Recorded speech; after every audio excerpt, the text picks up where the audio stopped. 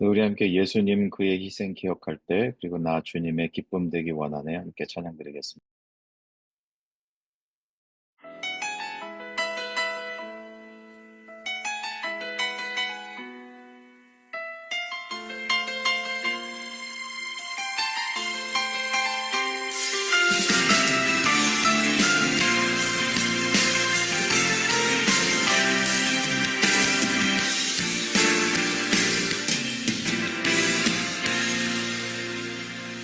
예수님 그의 희생 기억할 때 자기 몸 버려 죽으신 주 나 항상 생명 주신 그네를 마음에 새겨 봅니다.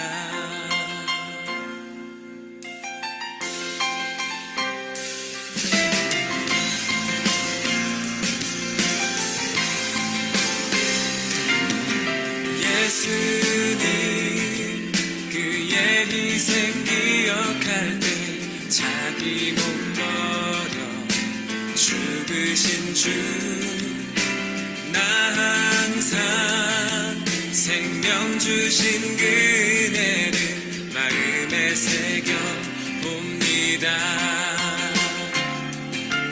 마음에 새겨 봅니다.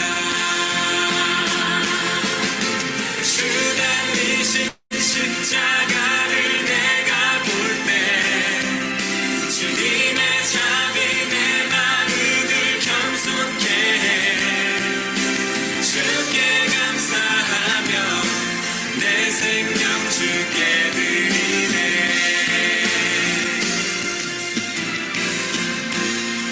이제는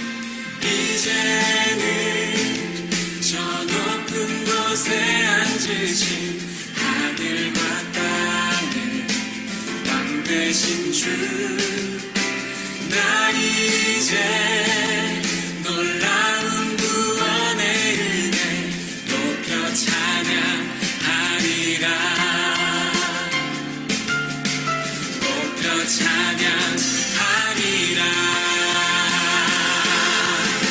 주 달리신 십자가를 내가 볼 때 주님의 자비 내 마음을 겸손케 해 주께 감사하며 내 생명 주께 드리네.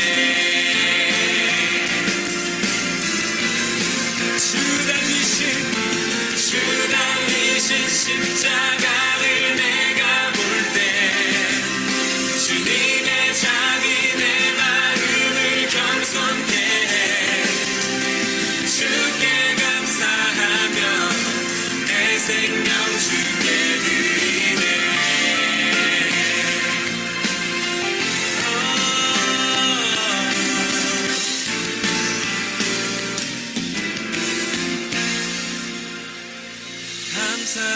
감사드리리 주의 십자가 나의 친구 되신 주 감사드리리 주의 십자가 나의 친구 되신 주 감사드리리 주의 십자가 나의 친구 되신 주 감사드리리 주의 십자가 나의 친구 되신 주 주 달리신 십자가를 내가 볼 때 주님의 자비 내 마음을 겸손케 해 주께 감사하며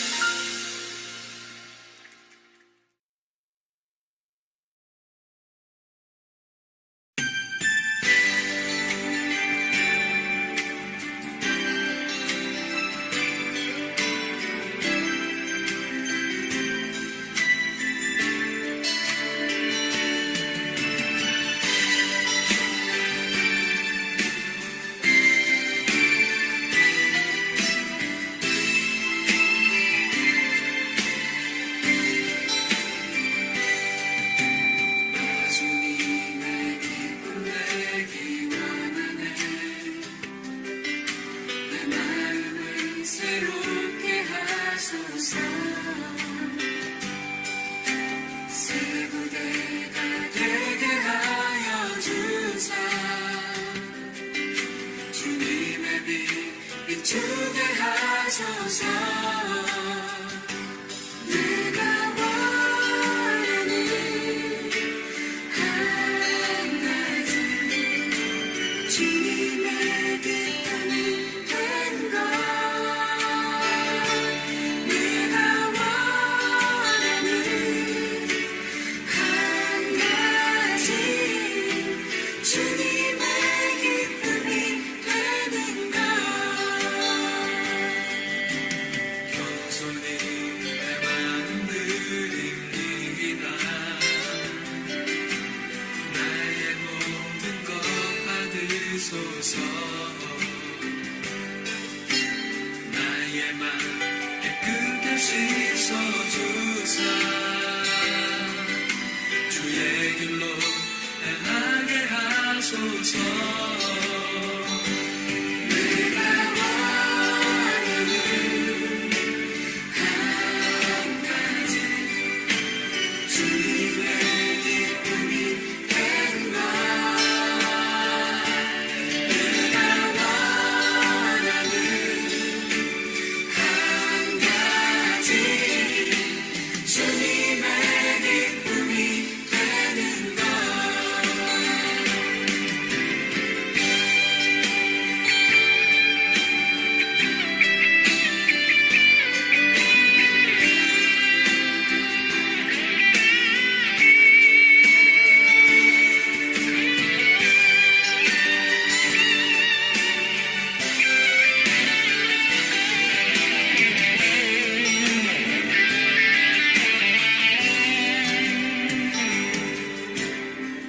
주님의 기쁨 되기 원하네. 내 마음을 새롭게 하소서. 새 무대가 되게 하여 주사 주님의 빛 비추게 하소서. 내가 원하는 한 가지 주님의 기쁨이 되는 것. 내가 원하는 한 가지 주님의 기쁨이 되는 것. 내가 원하는 한 가지 주님의 기쁨이 되는 것. 내가 원하는 한 가지 주님의 기쁨이 되는 것. 주님의 기쁨이 되는 것. 주님의 기쁨이 되는 것.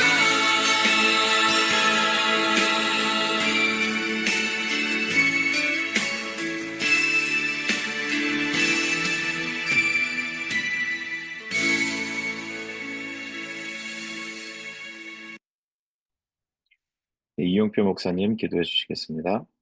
하나님 아버지, 오늘도 저희들을 예배의 자리로 불러주심에 감사를 드립니다. 비록 함께 모이지는 못하지만 각 처소에 임하신 성령님으로 말미암아 좋은 친구 교회의 지체로서 하나된 마음으로 우리 아버지 하나님을 영화롭게 하며 즐거워하는 이 시간 되게 하여 주시옵소서. 하나님 아버지, 저희 좋은 친구 교회를 세워주시고 지켜주심에 감사를 드립니다. 하나님, 저희는 함께 모이는 건물도 없고 서로 간에 자주 얼굴을 마주할 수 있는 형편도 되지 못하지만 성령 하나님의 교통하시는 능력으로 주님의 몸된 교회로 하나 되게 하여 주심에 감사를 드립니다. 교회가 되게 하셨사오니 저희들이 마땅히 알고 분별할 것과 마땅히 행할 것을 향한 열정과 기쁨과 평안을 주실 줄 믿습니다. 하나님 아버지, 유형의 교회들이 힘을 잃어가는 이 시대를 향한 주님의 메시지를 가감 없이 선포하는 교회가 되게 하시옵고, 초대교회 성도들과 같이 조건 없는 사랑으로 어려움에 처한 이들과 함께 나누고 그들을 돕는 믿음의 공동체가 되게 하심으로, 저희들의 선행을 보고 사람들이 하나님께 영광을 돌리며 그들도 저희와 더불어 주님을 섬길 마음을 갖게 되는 그런 은혜가 넘치는 교회가 되게 하여 주시옵소서. 하나님 아버지, 오늘 선포하실 하나님의 말씀을 통하여 참된 일꾼이 되기를 소원합니다. 말씀을 듣는 모든 이들이 주님의 참된 일꾼 되기를 갈망하게 하시옵소서. 재난과 전쟁의 소식이 끝이 없고 아픔과 슬픔을 겪는 이웃들이 주변에 많이 있음을 보게 됩니다.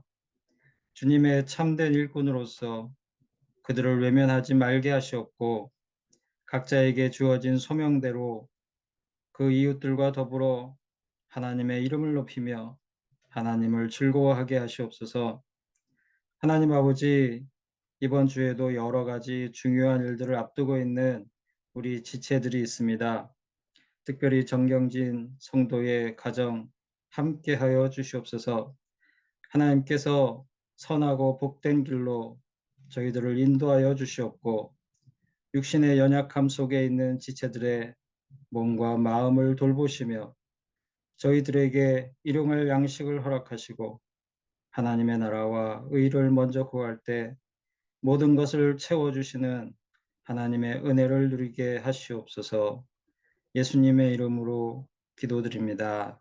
아멘. 네, 오늘 함께 나눌 말씀은 데살로니가 전서 2장 6절부터 8절까지 말씀입니다. 우리 함께 읽어보도록 하겠습니다. 또한 우리는 너희에게서든지 다른 이에게서든지 사람에게서는 영광을 구하지 아니하였노라. 우리는 그리스도의 사도로서 마땅히 권위를 주장할 수 있으나 도리어 너희 가운데서 유순한 자가 되어 유모가 자기 자녀를 기름과 같이 하였으니 우리가 이같이 너희를 사모하여 하나님의 복음뿐만 아니라 우리의 목숨까지도 너희에게 주기를 기뻐함은 너희가 우리의 사랑하는 자 됨이라. 아멘. 네, 오늘 좋은 친구교회 예배에 참석하신 모든 분들을 주님의 이름으로 환영합니다. 그리고 이번 달에도 어르신들을 위한 후원을 하게 하신 하나님께 감사를 드리고, 또한 이 일을 위해서 수고하신 모든 분들께 감사드립니다. 고맙습니다. 네, 오늘은 이인영 목사님께서 참된 일꾼 두 번째 말씀으로 전해주시겠습니다. 지금부터 한 25년 전, 이제 막 30을 갓 넘긴 저는 교회에서 전도사라는 타이틀을 받았습니다. 정말 아무것도 제대로 아는 게 하나도 없었던 저는 그러나 그 타이틀에 취해 있었어요. 교회 가면 머리가 허연 장로님이 어유 전도사님 이러시면서 허리를 굽혀 인사하시잖아요. 그러면 저도 모르게 목이 이렇게 뻣뻣해지는 거예요. 야, 전도사가 이런 거구나. 야, 목회자가 이런 거구나. 나이가 어려도 이 흔한 말로 하면은 어르신이 된 거예요. 나이가 어린데도 어르신 취급받는 뭐 그런 직업들이 좀 있죠. 뭐 의사 선생님, 검사 영감님. 물론 요즘 교회 분위기는 조금 다르겠죠. 그리고 교단에 따라 분위기도 좀 다르고요. 규모에 따라 다를 수도 있고요. 그런데 제가 처음 사역한 그 교회는 목회자들에게 참 극진하게 친절을 베풀었어요. 참 고마운 분들. 지금 생각해보면 뭐 그렇게까지 잘해주실 필요가 있었을까 싶지만 그때 저는 오히려 그게 그저 당연한 걸로 알았습니다. 자, 어떤 사람들이 호의를 당연한 것으로 느낍니까? 대기업 임원, 군대 간부, 고위공직자, 유명 정치인, 유명 연예인, 높이 올라가 있는 사람들, 혹은 스스로 높은 위치에 있다고 생각하는 사람들, 참 창피한 이야기지만 전 목회자가 높은 위치에 있는 사람으로 알았어요. 그래야 되는 건 줄 알았어요. 이 권위주의적인 교회의 모습, 그게 맞는 모습인 줄 알았어요. 어려서부터 유명한 대형교회만 다녀본 저에게 주방에서 앞치마를 두른 목사님, 함께 청소하는 목사님, 성도들과 함께 어깨를 맞대고 웃고 농담하는 목사님, 그런 이미지는 아예 없었습니다. 그나마 참 다행인 것은 그런 착각이 오래 가지는 않았어요. 하지만 지금도 그때를 생각하면 참 섬뜩합니다. 야, 진짜로 큰일 날 뻔했구나 싶습니다. 여러분은 이 세상에서 가장 유명한 목회자 이러면 누구 이름이 떠오르십니까? 유명한 목회자들 많이 있죠. 세상에 좋은 영향력을 끼치신 분들도 많이 있고. 그런데 가장 유명하고 가장 교회와 세상에 많은 영향을 끼친 목회자를 딱 한 명만 꼽으라면 누구일까요? 바울. 사도 바울. 하나님이 직접 들어서 쓰신 일꾼 사도 바울. 더 유명한 사람이 있습니까? 더 큰 영향력을 끼친 사람이 있습니까? 이 바울은 목회자의, 또 교회의 일을 맡은 사람들의 올바른 자세, 올바른 모습의 표본이 되는 사람이에요.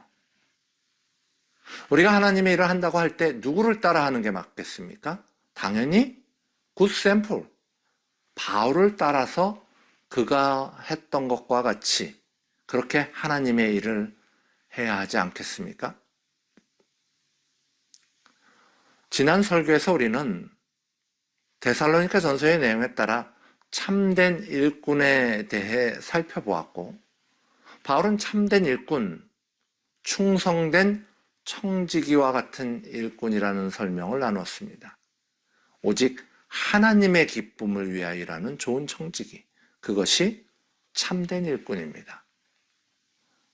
자, 이제 바울은 계속해서 참된 일꾼에 대해 이야기를 이어나가고 있습니다. 데살로니가전서 2장 6절의 말씀이죠. 신약성경 329페이지에 나와 있습니다. 데살로니가전서 2장 6절의 말씀. 또한 우리는 너희에게서든지 다른 이에게서든지 사람에게서는 영광을 구하지 아니하였노라.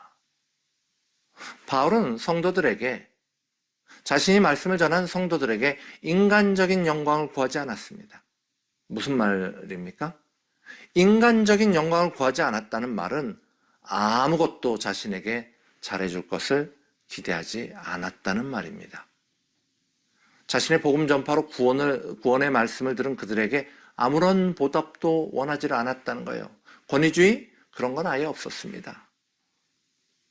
바울의 이러한 태도는 사도행전 14장에도 잘 나와 있습니다. 사도행전 14장 8절로부터 15절의 말씀입니다. 신약성경 212페이지에 있어요. 사도행전 14장 8절로부터 15절의 말씀을 읽어보도록 하겠습니다.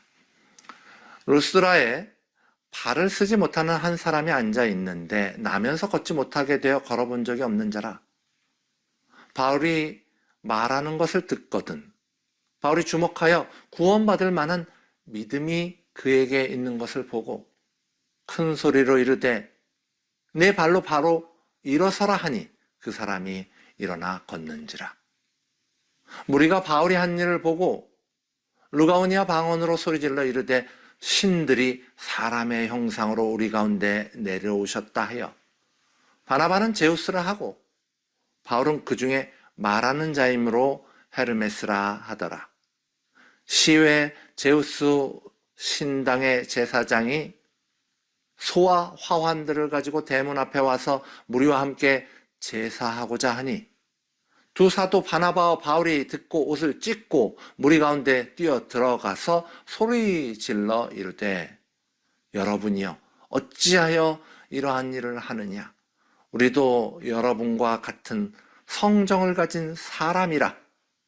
여러분에게 복음을 전하는 것은 이런 헛된 일을 버리고 천지와 바다와 그 가운데 만물을 지으시고 살아계신 하나님께로 돌아오게 함이라.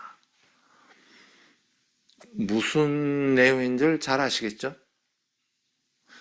바울이 복음을 전하다 보니까 걷지 못하는 사람이 있는데 그 사람 안에 믿음이 있는 걸 본 거예요.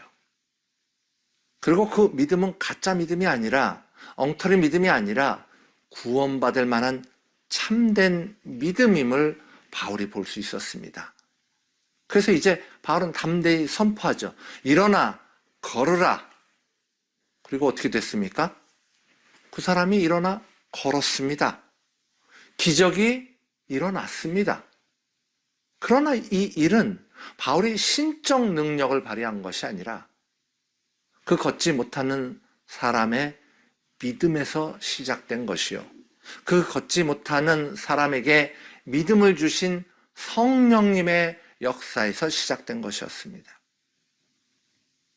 그 걷지 못하는 사람을 일으켜 세우심으로 하나님의 일을 더욱 영광스럽게 이루어 가시려는 하나님의 뜻에서 이러한 일이 이루어진 거 아닙니까? 그러나 사람들은 이 기적 뒤에 있는 믿음도, 성령의 역사도, 하나님의 계획하심도 보질 못했어요. 오직 사람만 본 거죠. 오직 바울만 본 거예요. 그래서 바울에게 영광을 돌렸다, 이런 말씀입니다. 그러나 하나님의 일꾼이요, 사람에게 영광을 받으면요, 하나님께 돌려야 할 영광을 가리게 되는 겁니다. 목회자가 자신의 영광에 집착해서 성도를 이상하게 인도하면요, 사람들이 하나님을 바라보는 게 아니라 그 목회자를 바라봐요. 그런데 이렇게 되면 같이 망하는 겁니다. 같이. 그렇다면 현실적으로 누가 이걸 막을 수 있습니까? 성도가 막겠습니까? 아니에요. 하나님의 일꾼 스스로가 자각하고 거기서 내려와야 합니다. 사람들의 잘못된 영광 돌림을 부숴버려야 합니다. 근데 사실 이게 쉬운 일이 아니에요. 눈 한번 찔끔 감으면 그만인데, 이거 못 이기는 척 그냥 받아 누리면 그만인데, 아, 잘한다, 잘한다, 칭찬받는 거 싫어하는 사람 누가 있습니까? 우리 목사님, 우리 장로님 올려주는데 마다할 사람 어디 있겠습니까? 하지만 바울은 이렇게 말하고 있습니다. 데살로니가전서 2장 7절의 말씀이죠. 우리는 그리스도의 사도로서 마땅히 권위를 주장할 수 있으나 도리어 너희 가운데 유순한 자가 되어 유모가 자기 자녀를 기름과 같이 하였으니. 높아지고 싶은 인간의 본성을 잠재우는 방법이 무엇입니까? 나보다 하나님이 중하고 나보다 복음 듣는 이가 중요해지는 그런 온전한 마음을 가지는 방법이 무엇입니까? 하나님의 일꾼이 충실히 그 역할을 감당할 수 있는 힘은 어디서 나옵니까? 바울은 이렇게 이야기합니다. 사랑, 지극한 사랑. 높아지려는 나를 막는 사랑. 어긋난 길로 달려가려는 나를 막는 사랑. 바울은 그 사랑에 대해서 이것이 어떤 사랑인지를 데살로니가전서 2장 7절의 말씀을 통하여 자세히 설명하고 있습니다. 자, 이제 함께 본문을 살펴보도록 하겠습니다. 우리는 그리스도의 사도로 마땅히 권위를 주장할 수 있으나, 제가 보고 있는 이 개역개정 성경은 여기서 권위라는 말을 폐해를 끼칠 수 있으나로 바꿀 수 있음을 설명해 주고 있습니다. 그러니까 이렇게 되는 거예요. 우리가 그리스도의 사도로 마땅히 너희에게 폐해를 끼칠 수 있으나, 무슨 말이냐 하면요, 바울과 그 일행이 복음을 전하는 그 일로 인해서 성도들에게 무언가를 요구할 수도 있다는 말이에요. 내가 지금 복음 전하러 가야 하는데 경비를 좀 대주면 좋겠는데? 내가 복음 전하러 다니느라 너무 피곤한데 날 좀 잘 대접해 줄 수 있을까? 내가 여러분에게 복음을 전해서 여러분이 영적으로 깨어났잖아. 그러니까 날 좀 존경도 해주고 격려도 해주고 내 말도 좀 순종적으로 따라주고 그러면 좋겠는데, 자, 바울이 이렇게 한다고 해서 그것이 죄가 될까요? 이 내용에 대해 바울은 고린도전서 9장 7절로부터 이렇게 설명하고 있습니다. 우리가 갖고 있는 성경, 신약 성경 273페이지에 나와 있는 내용이죠. 고린도전서 9장 7절로부터의 말씀. 누가 자기 비용으로 군 복무를 하겠느냐? 누가 포도를 심고 그 열매를 먹지 않겠느냐? 누가 양떼를 기르고 그 양떼의 젖을 먹지 않겠느냐? 내가 사람의 예대로 이것을 말하느냐? 율법도 이것을 말하지 아니하느냐? 모세의 율법에 곡식을 밟아 떠는 소에게 망을 씌우지 말라 기록하였으니 하나님께서 어찌 소들을 위하여 염려하심이냐? 그리고 바울은 계속해서 이렇게 말합니다. 우리가 너희에게 신령한 것을 뿌렸은즉 너희의 육적인 것을 거두기로 과다하겠느냐? 다른 이들도 너희에게 이런 권리를 가졌거든 하물며 우리일까 보냐? 바울과 그 일행, 오늘날 복음을 전하는 많은 목회자, 선교사님들, 그리고 교회의 많은 일꾼들, 인간적인 기준에서건 성경적인 기준에서건 성도들에게 지원과 지지를 요구할 만한 권리가 있다는 겁니다. 그러나 바울과 그 일행은 그 권리를 쓰지 않았습니다. 없어서 못 쓴 게 아니라 스스로 쓰지 않았습니다. 바울과 그 일행이 가지고 있었던 사랑은 자신이 충분히 누려도 되는 그 권리를 포기하는 사랑입니다. 자신의 권리를 포기하는 사랑. 참된 일꾼이라면 그 사랑이 있어야 한다는 거예요. 더욱이 바울의 사랑은 자신의 권리를 포기하는 데서 멈추지 않았습니다. 본문에 나오는 이 말, 도리어 너희 가운데 유순한 자가 되어라는 성경 구절은 바울이 섬김을 받아도 되는 자리에서 내려왔을 뿐만 아니라 오히려 성도들을 섬겼음을 설명하고 있어요. 여기서 유순한 자라는 말이 이 종이 주인을 섬길 때 그 모습을 표현하는 그런 단어이거든요. 이 모습은 예수님의 모습이기도 해요. 마가복음 10장 45절에 예수님이 이렇게 말씀하십니다. 인자가 온 것은 섬김을 받으려 함이 아니라 도리어 섬기려 하고. 바울의 사랑 속에서 예수님의 섬기심의 사랑이 드러납니다. 높아지려는 인간의 본성을 이길 수 있는 힘, 나보다 하나님을 중요하게 여길 수 있는 힘, 나의 이익보다 성도들의 구원에 집중할 수 있는 힘, 하나님의 일꾼이라면 꼭 가지고 있어야 할 그 힘, 그것은 사랑입니다. 그리고 그 사랑은 예수를 따라 낮아지는 섬김의 사랑입니다. 참된 하나님의 일꾼은 섬김의 사랑을 가지고 있다는 말씀입니다.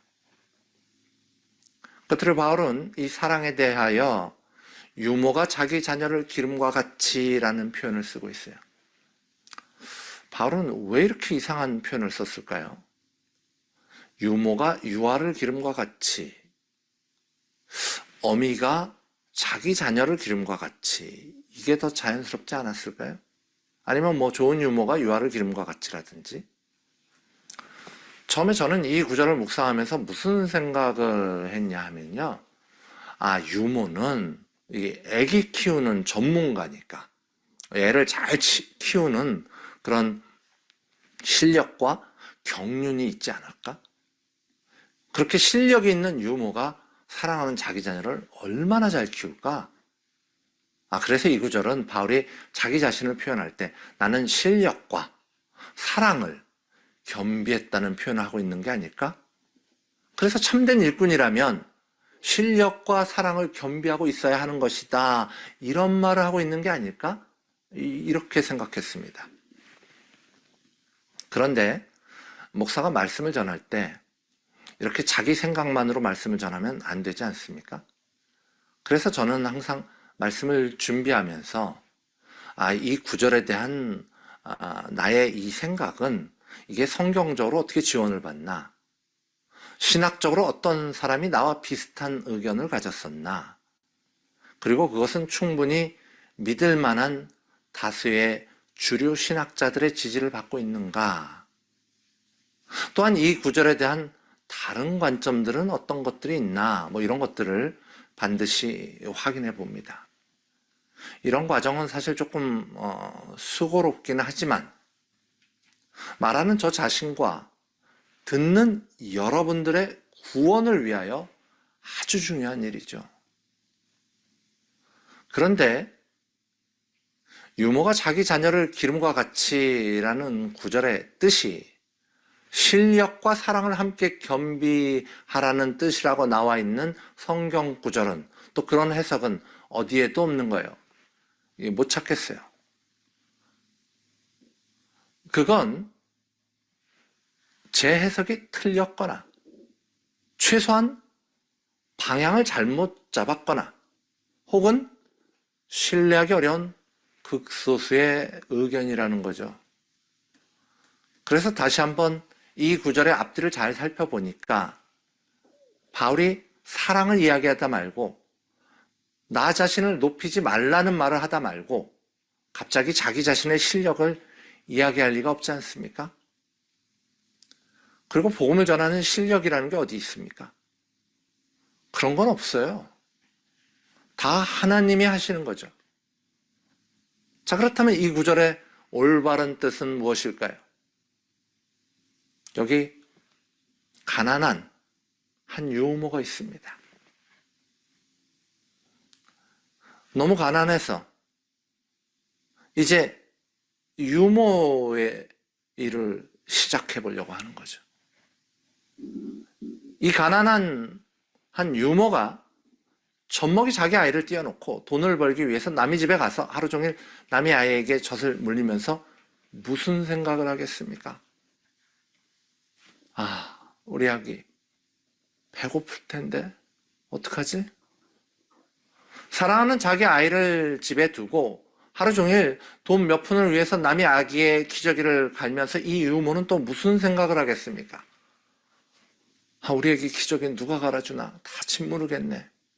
우리 애기는 얼마나 힘들고 얼마나 울고 있을고.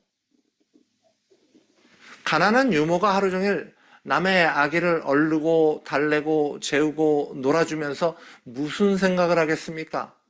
우리 애기는 쓸쓸히 울다 지쳐서 자겠구나. 아유, 불쌍한 내 애기. 그 복받치는 사랑, 하루 종일 꾹꾹 눌러 참고 참은 사랑, 가슴이 터져버릴 것 같은 사랑, 표현할 수 없어서, 표현할 결이 없어서 미쳐버릴 것 같은 사랑, 내 목숨보다도 소중한 그 사랑, 정말 강렬한 사랑, 그것이 유모가 자기 자녀를 향한 사랑입니다.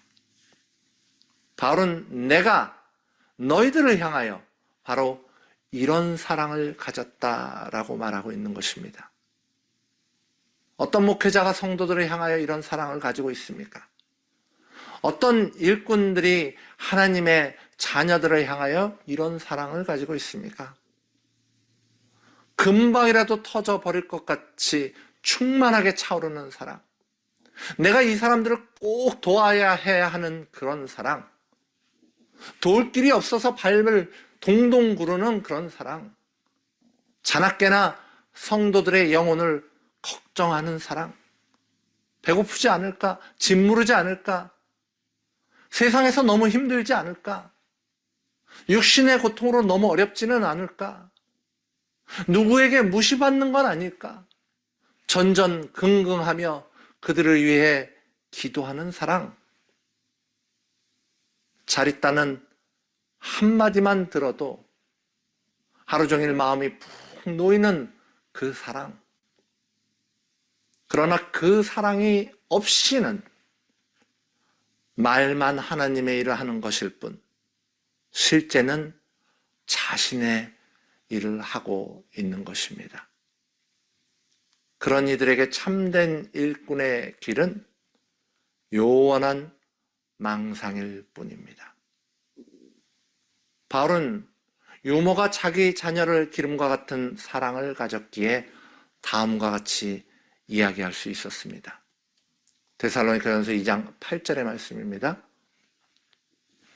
우리가 이같이 너희를 사모하여 하나님의 복음뿐 아니라 우리의 목숨까지도 너희에게 주기를 기뻐함은 너희가 우리의 사랑하는 자 됨이라. 바울은 나의 모든 것을 너희에게 다 주어도 하나도 아깝지 않은 것은 내가 너희를 너무나 사랑하기 때문이에요.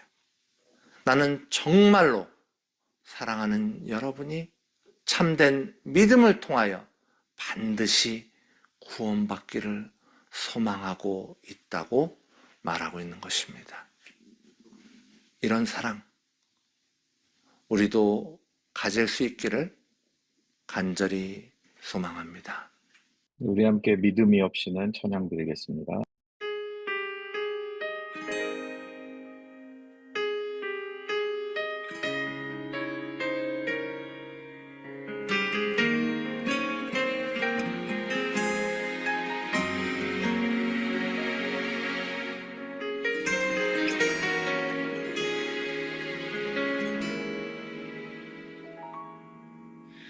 주님, 제 마음이 너무 둔해서 주님을 볼 수 없습니다. 이 땅에 속하여 이 땅만 보다가 주님 손을 놓쳤습니다.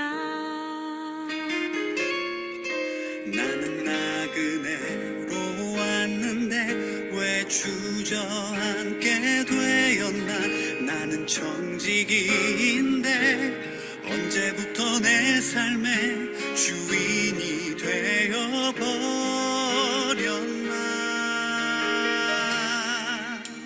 믿음이 없이는 기쁘시게 못하나니 고된 수고도 다 헛될 뿐이라.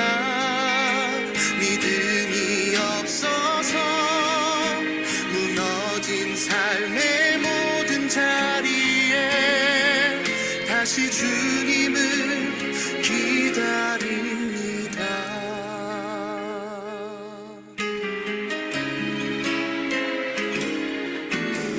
주님, 제 마음이 너무 둔해서 주님을 볼 수 없습니다.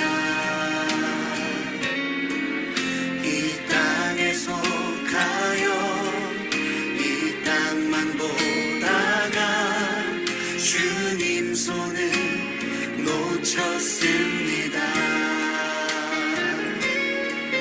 나는 나그네로 왔는데 왜 주저앉게 되었나. 나는 청지기인데 언제부터 내 삶의 주인이 되어버렸나.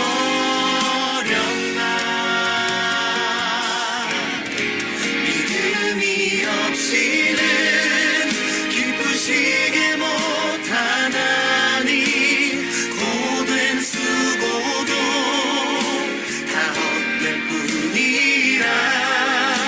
믿음이 없어서 무너 무너진 삶의 모든 자리에 다시 주님을 기다립니다.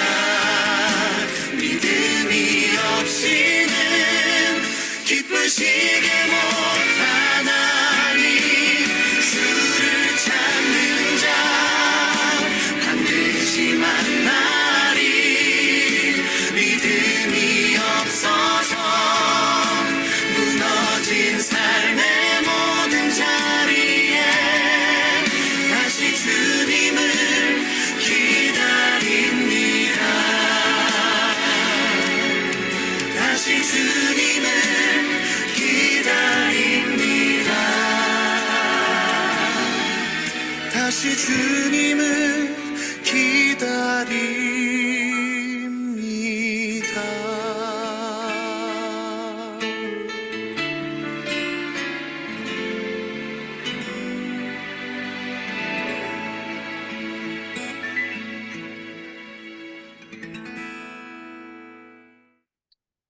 이인영 목사님 축도해 주시겠습니다.